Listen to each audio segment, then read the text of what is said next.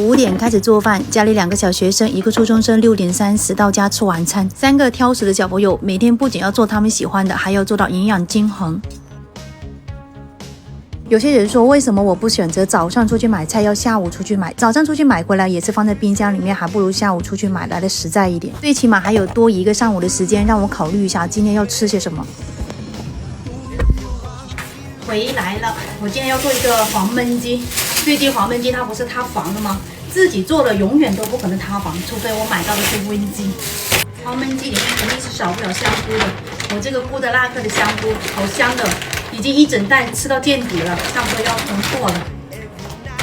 想要的时候随便就能泡一点。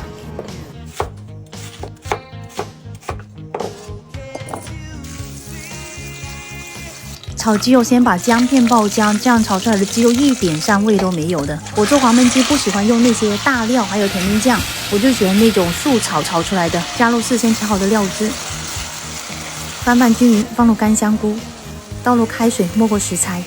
土豆你稍微给它煎一煎，吃起来就是有一点干干的，然后炖过以后呢，它里面是面面的，这样就口感特别好。先炖了10分钟，然后土豆放下去以后，继续再给它炖个20分钟。我今天没有准备汤，准备给孩子们打一个米糊。打米糊或者是做红枣馅专用的这种红枣，里面是没有核的，小宝宝吃起来也不用担心它有渣嘛。我这里是放了5个核桃、山药、红枣还有小米，给它打一个米糊。今天没有煲汤。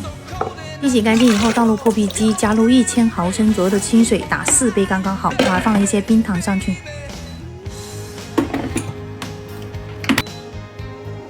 再来泡一点鹿茸菇，我们家里还有五花肉，用它来炒。用冷水给它泡10分钟。如果你们是要用来炖汤的，你就清洗一下，基本上就差不多了。油锅烧热，先下入五花肉，给它煸炒出油脂。煸出油脂以后呢，下入配料，继续给它翻炒出香味。调味加一点生抽，来一点老抽，还有盐。鹿茸菇清洗干净以后沥干水分，再放上去。再来加一点蚝油，炒这个很快的，不用炒太长时间，它吃起来本身就是有一点脆脆的，不会咬不动的。来一把大蒜叶，主要就是为了吸油脂，又下饭又好吃。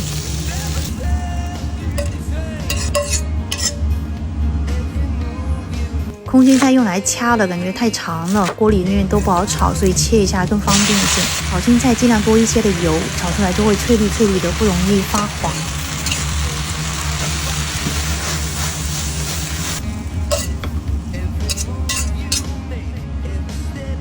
哇塞，这个鸡肉真的好香啊，好下饭的这个菜。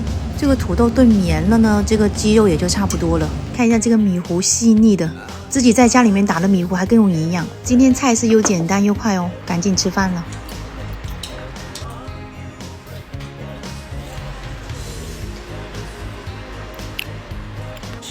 吃的也太少了，这样怎么能长？被你发现了，买你家全部，这个香菇好好吃。好香吧？这个鸡肉炖的可入味了。